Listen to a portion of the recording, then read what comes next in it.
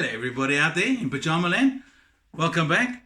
Tonight we're making chicken a la king, and before we get going on anything, we're going to be starting off with a whiskey. Cheers. As always, we begin with a what you need for this video, and to start off with we need some green pepper that you're going to be cutting down quite fine, roughly this size, maybe one knuckle in length, and then some mushrooms. As you can see, I've just quartered them just like I did with the mushroom chicken video, and if you haven't seen it, just click on the card above and you can go and watch that recipe. All right, thereafter we also need 250 mils chicken stock and 150 mils of milk. Okay, you also need 175 mils of cream. Into the mix, I've mixed in 2 egg yolks. So separate your eggs, yolks only. For seasoning, I'm using some Himalayan salt, black pepper, thyme, chicken spice, and paprika. Additionally, you're also going to need a few generous knobs of butter, roughly 5 tablespoons worth. Naturally, it wouldn't be chicken a la king if we didn't have any chicken in it. We have some cubed up chicken. It would be nice to try and keep all of the chicken pieces roughly the same size so they all cook relatively evenly. Obviously, it's not always possible, but do your best. And then what I like to do is use 1 chicken breast or chicken fillet per person. So if you're cooking for 4 chicken fillets, etc., etc. And last but not least, you need 1 tablespoon of flour. I like to use white bread flour, but if you are gluten intolerant, you can use something else like maybe almond flour or something along those lines. As always, all the ingredients used will be in the description box down below. To start, we are going to melt the butter in the pot, and then once it's melted through, we will be adding in the green peppers to saute. Alright, so the butter is melted nicely. So the next thing is going to be to add in the green peppers. Get them sauteed because they are the thing that's going to take the longest to cook.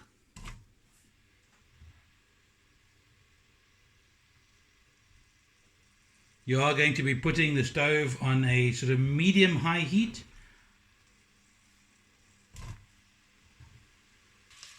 Once the green peppers are soft, you're going to be adding in the mushrooms and let that saute as well. Once your mushrooms are soft, then you're going to be adding in the flour into the mix just to drain up some of the liquid, especially from the butter as well as the moisture that is in the mushrooms.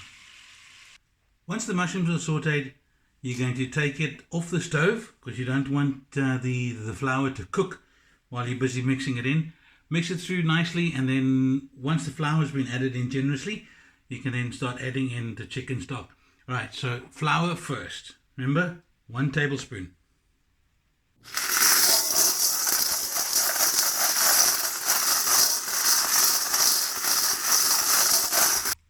You want to make sure that everything is nicely coated with the flour because this is going to help your sauce to thicken a little bit later on when it goes back onto the stove and you've added the milk and the cream and the egg yolks and everything else that goes along with it. Alright, then we're going to start slowly but surely adding in the chicken stock.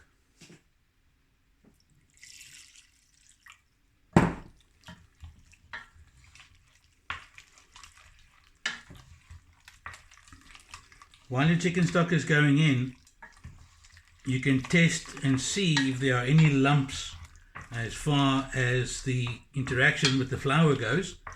And then you can do the same pretty much with this as we did with the roux in the macaroni and cheese video.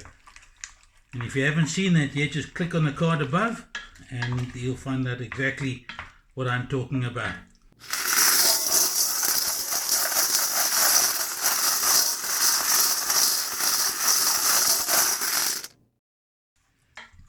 The important thing is, as always, is to develop your flavors layers at a time.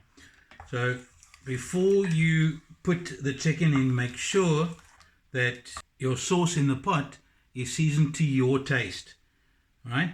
By adding salt and a little bit of pepper, As always, I've used unsalted butter, so I can control the amount of salt that goes into the food. But I've had a taste, and you can taste the chicken stock, which is lovely. But what I am going to do is add just a little bit of salt and pepper to it.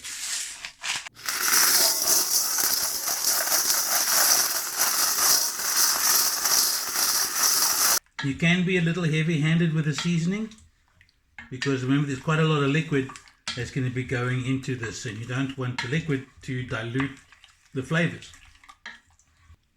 Once your chicken stock is nicely to your taste, thereafter you're going to be adding in the milk. And like with the mac and cheese, if you prefer to, just warm it up a little bit, just put it in the microwave, only 150 mils, and just warm it up just a little bit. And then again, mix well, and then taste. Okay,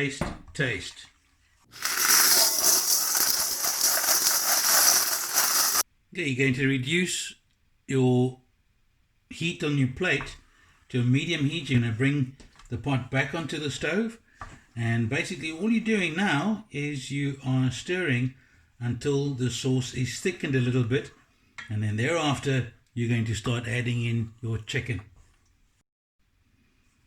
If you want to save yourself some time, what you could do is pre-fry your chicken with your seasoning on it, the salt, the pepper, the paprika, chicken spice, and the sage. You can do all of that prior to going into the sauce once it's thickened, and then you can just add the whole lot together. My preference though is to add the chicken to this sauce and let it all cook together. Alright, this is not as thick as it's going to be, but it's at this point that I'm going to be adding in the chicken, and you're just going to let all of that flavor develop alongside each other. With the chicken in, this is when you're going to start developing your flavors. I'm going to let this simmer for about 10 minutes with the lid on, so that we keep all the moisture inside the pot. It doesn't cook away, so the sauce doesn't reduce. I'll only start doing that once I start adding in the cream and then thickening it up quite nicely. Alright, so at this point it's just the salt, the pepper, and the rest of the seasoning. And remember, to your taste. Taste. Always season in layers.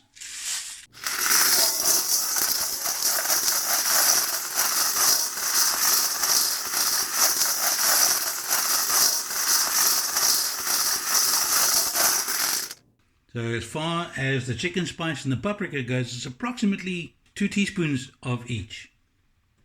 Right, with all of the seasoning mixed in, as I said, now we are going to put the lid on and just let this simmer for 10 minutes to keep all the moisture in the pot rather than letting it escape and the sauce reducing.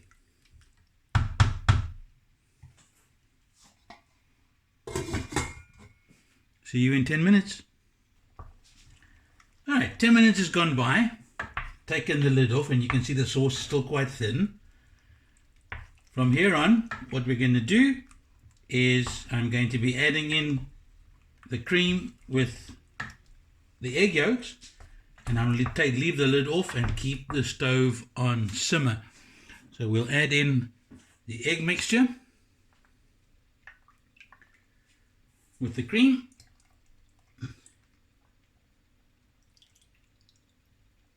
And then we'll let that reduce with the lid off until the sauce is nice or thicker to the consistency that we want.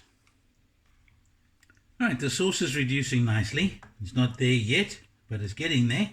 You don't want it to boil because remember you added egg yolks in there, and the last thing you want to do is for everything to scramble. So keep your heat down while you're simmering to a medium-low heat, not a medium heat any longer during the main cooking process.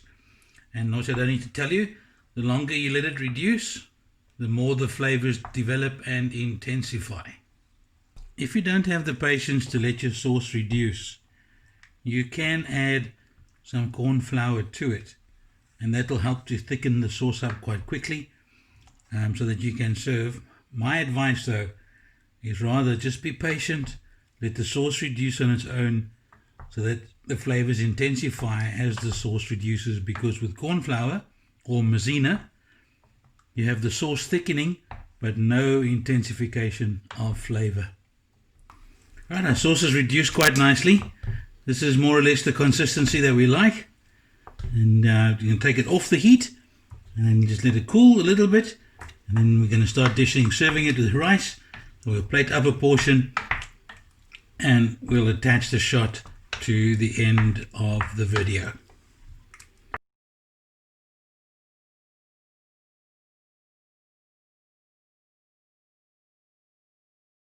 Alright, process done, but no video would be complete without first doing a taste test. So here we go, and then we will serve. Okay, let's go. Okay, so there it is, nice and warm, just out of the pot.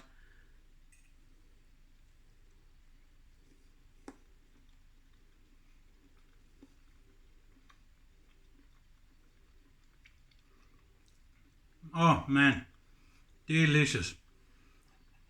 What's happened is that as the chicken is cooked in that sauce with the chicken stock and with the milk and with the flour and all the seasoning, it's developed quite nicely.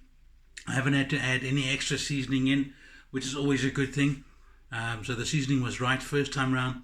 Served with white rice, the cream and the eggs going in last. You don't want it to boil, as I said, because otherwise your sauce will separate and you get a grainy texture to your sauce. But this is absolutely fantastic and I can't wait to eat it. Right. If you like the video, please hit that like button. If you want to see more videos, hit the subscribe button. And then if you want to be notified of videos as soon as I release them, hit the bell icon next to the subscribe button. Good luck. Enjoy your dinner.